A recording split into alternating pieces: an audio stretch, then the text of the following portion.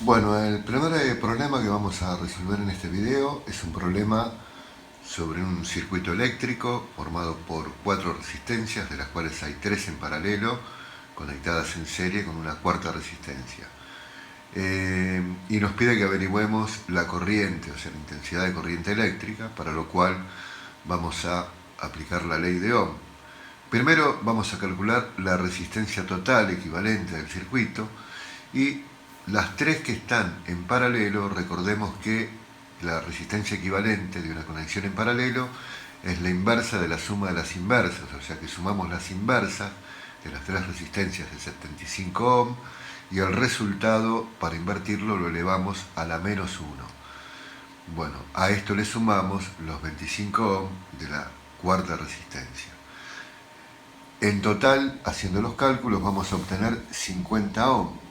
Luego, lo único que tenemos que aplicar es la ley de Ohm, que nos dice que la intensidad de la corriente eléctrica es el cociente entre la diferencia de potencial, es decir, el voltaje, y la resistencia.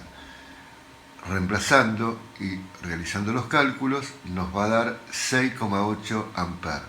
Y ahí finaliza este problema. El que le sigue es un problema más bien teórico, de unidades, y me dice cuáles de las siguientes magnitudes tienen las mismas unidades que el producto P por B. Bueno, se refiere a presión por volumen. Bueno, el producto entre la presión y la variación de volumen de un gas cuando se expande o se comprime nos da el trabajo realizado o recibido.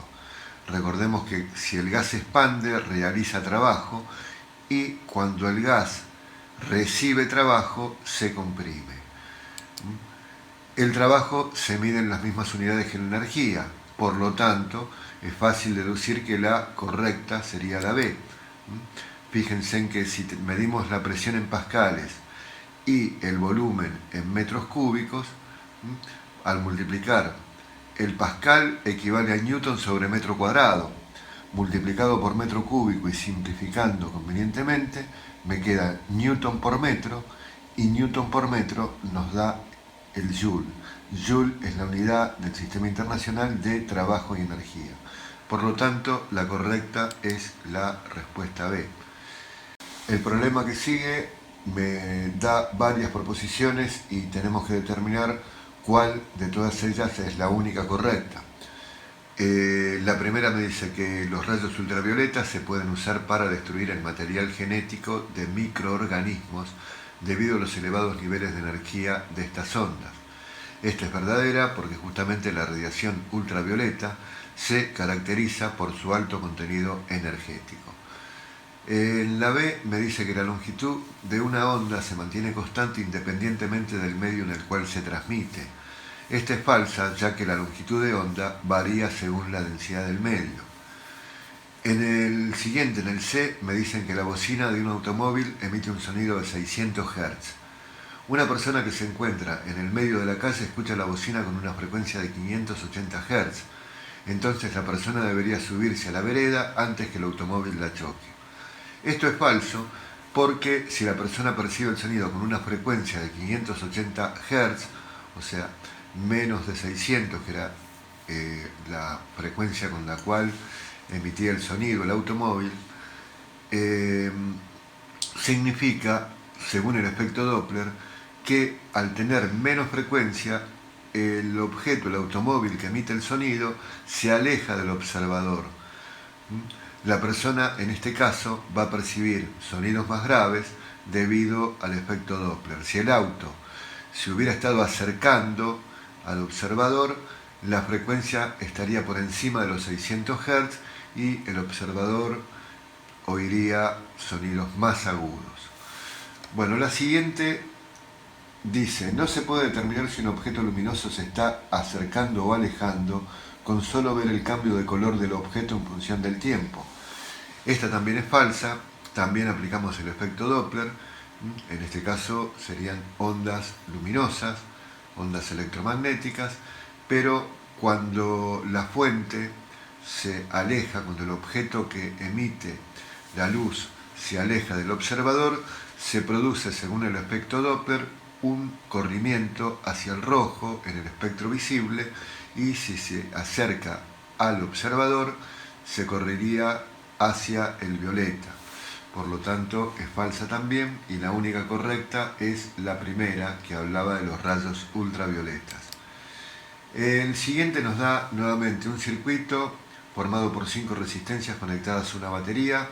Si R2 es reemplazado por una resistencia que tiene la mitad de su valor y la diferencia de potencial entre los extremos del circuito se mantiene constante, indicar qué sucede con la potencia disipada por la batería y por R3. Bueno, en primer lugar vamos a averiguar la resistencia total. Veamos que tenemos la 2 y la 3 en paralelo, sumamos las inversas e invertimos el resultado elevando a la menos 1, y las otras las sumamos directamente, y en la situación inicial, o sea, antes de reemplazar R2 por otra resistencia que tenga la mitad de su valor, nos da 4,9 kΩ como resistencia total. Calculamos qué ocurre con la resistencia total, la llamamos R', cuando reemplazamos R2 por una que tenga la mitad del valor, o sea, 1 kΩ. Y haciendo los cálculos de la misma manera me da 4,83 kΩ. Como vemos, la resistencia total disminuyó. Como la potencia se puede calcular de varias maneras, entre ellas la intensidad por el voltaje, o el voltaje al cuadrado sobre la resistencia, o la intensidad al cuadrado por la resistencia, en este problema nos conviene utilizar la segunda relación, la que está encuadrada, donde dice que potencia es diferencia de potencial o voltaje al cuadrado sobre resistencia. Como la diferencia de potencial se mantiene constante pero la resistencia disminuyó, al dividir por un número más chico, ¿sí?, en realidad el valor de la potencia va a ser mayor. Por lo tanto, la potencia va a aumentar. ¿La potencia de qué? La potencia de la batería, porque estamos utilizando ahí la resistencia total, y delta V es la diferencia de voltaje que entrega la batería. Bueno, ahora lo que tenemos que ver, ¿sí?, es qué ocurre. Ya sabemos que la potencia de la batería aumenta. Eso nos permite descartar algunas opciones, las que dicen que disminuyen o que no varían, ¿no? Nos quedan dos opciones que dicen que la potencia de la batería aumenta, pero una dice que la potencia de la resistencia 3 no cambia, y la otra dice que sí cambia. Bueno, veamos qué pasa con R3. Bueno, la resistencia total ya la teníamos calculada en ambos casos, y si nosotros dividimos delta V, que no conocemos, por R, vamos a tener dos expresiones que nos permitirían tener la intensidad total antes y después del reemplazo de la resistencia 2. Va a quedar expresada como un cociente entre delta V dividido 4,9 kΩ y después de reemplazar R2, delta V sobre 4,83 kΩ. Bueno, con esto podemos averiguar la diferencia de potencial entre la entrada y la salida de la conexión en paralelo, o sea, vamos a llamar delta V entre la 2 y la 3, que sería, se calcula multiplicando la intensidad, ¿sí?, que ya calculamos previamente, que era delta V sobre 4,9 kΩ, por las resistencias en paralelo, que valen 0,4 kΩ. Esto me da 0,08 delta V. Lo mismo hacemos para calcular I', que sería la intensidad de corriente después de reemplazar la resistencia 2, y haciendo los mismos cálculos nos va a dar 0,07 delta V. Bueno, entonces la potencia 3, ¿sí?, nosotros dividimos la diferencia de potencial entre la resistencia 2 y 3 por la resistencia 3, y esto me da 0,013, bueno, no importa las unidades acá, y hacemos lo mismo para calcular P'3, dividiendo la diferencia de potencial que calculamos después de reemplazar la resistencia, y esto me va a dar 0,07 dividido al cuadrado, ¿no?, dividido 0,5 kilo, que es el valor de R3, y me da 0,009. Como vemos, ha disminuido, por lo tanto varió. Así que la respuesta correcta sería la que dice la D, la potencia de la batería aumenta, y la potencia 3, que sería la resistencia 3, varía. En realidad disminuye. Listo. El siguiente es un problema sobre ósmosis, presión osmótica. Dice que cuando ciertas células de levadura son inmersas en una solución salina concentrada, 40 gramos sobre litro de cloruro de sodio, me da el peso molar de 58,5 gramos por cada mol, sería. Son capaces de producir glicerol para compensar la presión osmótica de la solución que la rodea. La presión osmótica normal en las células de levadura es de 7,3 atmósferas debido a una concentración de solutos 0,3 molar. ¿Qué concentración de glicerol, compuesto no electrolítico, deben sintetizar para compensar la presión osmótica externa a 25 grados Celsius? Bueno, la presión osmótica se calcula como la osmolaridad, o sea, la cantidad de osmoles por cada litro de solución. Recordemos que los osmoles depende de cuántas partículas se liberan cuando se disocia el electrolito. Acá me está diciendo que el glicerol no es electrolito, por lo tanto no se disocian iones, pero el cloruro de sodio sí se va a disociar. Lo primero que vamos a hacer es calcular la molaridad, o sea, la cantidad de moles de cloruro de sodio por cada litro de solución. Para eso dividimos la concentración en gramos sobre litros por la masa molar, que está en gramos sobre moles, y nos va a quedar 0,684 moles sobre litro, o sea, molar. Como el cloruro de sodio es un electrolito y se disocia en dos iones, o sea, el anión cloruro y el catión sodio, la osmolaridad va a ser el doble de la molaridad. Por lo tanto, podemos calcular la osmolaridad y nos va a dar el doble de lo calculado anteriormente, es decir, 1,367 osmolar. Con este dato podemos averiguar la presión osmótica. Reemplazando en la fórmula, tengo 1,367 osmolar por la constante de los gases, por la temperatura absoluta, o sea, los 25 grados expresados en Kelvin, le sumamos 273 y me da 298, y esto nos da 33,42 atmósferas. Bueno, la diferencia de presión, digamos, entre la presión normal que me decían que teníamos en el interior de las células, bueno, sería la diferencia entre 33,42 que calculamos y el dato que nos dan de 7,3 atmósferas, ¿sí? Y esto nos da 26,12 atmósferas. Entonces, con esto de la fórmula de presión osmótica despejamos la osmolaridad, que en el caso del glicerol va a ser igual a la molaridad porque me dice que no es electrolito, por lo tanto no se disocia. Cuando ocurre esto, molaridad y osmolaridad valen lo mismo, y esto va a ser igual a la diferencia de presión osmótica que calculamos recién dividido el producto entre R, la constante de los gases, y la temperatura absoluta.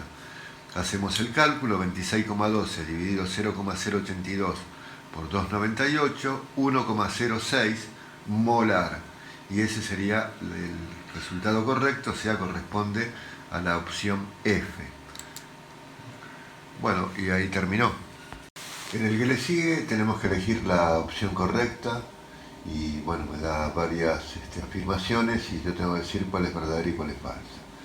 En la primera me dice que si una fuente está desconectada de un circuito no entrega carga, pero sí energía. Bueno, falso, o sea, si está desconectada del circuito no entrega energía. La segunda dice que la diferencia de potencial es una magnitud vectorial. Bueno, esto es falso porque la diferencia de potencial, el voltaje, es una magnitud escalar, o sea, no requiere de vectores para ser interpretada, ya que no tiene ni dirección ni sentido. La tercera, la C, dice que cuando un capacitor cargado es desconectado de la fuente, este mantiene su carga. Verdadero, exacto, porque Esa es una de las propiedades de los capacitores o condensadores, o sea, el capacitor mantiene la carga por más que desconectemos la batería o la fuente. Así que bueno, la C es verdadera. La D dice que cuando un capacitor cargado se desconecta de la fuente y se separan sus placas hasta el doble de su separación original, el voltaje disminuye a la mitad. Bueno, esto es falso, ya que si se separan las placas, ¿sí? Esa distancia de separación va a hacer que la capacidad disminuya a la mitad. Y si la capacidad disminuye a la mitad, el voltaje se duplica, ya que son inversamente proporcionales. Bueno, la E me dice que cuando un capacitor cargado se desconecta de la fuente y se separan sus placas hasta el doble de la separación original, la capacidad aumenta el doble. No, dijimos antes que la capacidad se reduce a la mitad en ese caso. Y la última me dice que kilogramos por metro sobre segundo cuadrado por coulomb es unidad de fuerza eléctrica. Esto es falso, ahí sobra el coulomb, que es la unidad de carga eléctrica, porque la unidad de fuerza es el newton, y el newton es solo kilogramo por metro sobre segundo cuadrado. Así que la opción verdadera es la C. El problema siguiente es un problema sobre ley de Coulomb, fuerzas electrostáticas, ¿sí? Y me dice que una partícula A cargada con 1,78 microcoulomb se encuentra fija y sumergida en un medio oleoso con una permitividad relativa εr igual a 4. Se coloca una segunda partícula B a 2 centímetros de distancia y me pregunta cuál es el valor de la carga B para que experimente una fuerza eléctrica de 9,9 newton en dicho medio. Bueno, tenemos un esquema. Acá lo que vamos a utilizar es la ley de Coulomb, donde la fuerza electrostática es igual a la constante K multiplicada por el producto entre las cargas, dividido el εr, ¿sí? Que es el coeficiente de permitividad relativa, dividido todo por el cuadrado de la distancia que separa las cargas. Bueno, de acá podemos despejar la carga B. La carga B va a ser la fuerza por εr por el cuadrado de la distancia sobre la constante por la carga A. Reemplazando por los datos obtenemos que la carga B vale 9,88 por 10 a la menos 7, esto serían coulomb. Esto equivale a 0,98 por 10 a la menos 6 coulomb, y 0,98 por 10 a la menos 6 equivale a 0,98 microcoulomb. Por lo tanto, la respuesta correcta es la D. Y ahí finaliza este problema.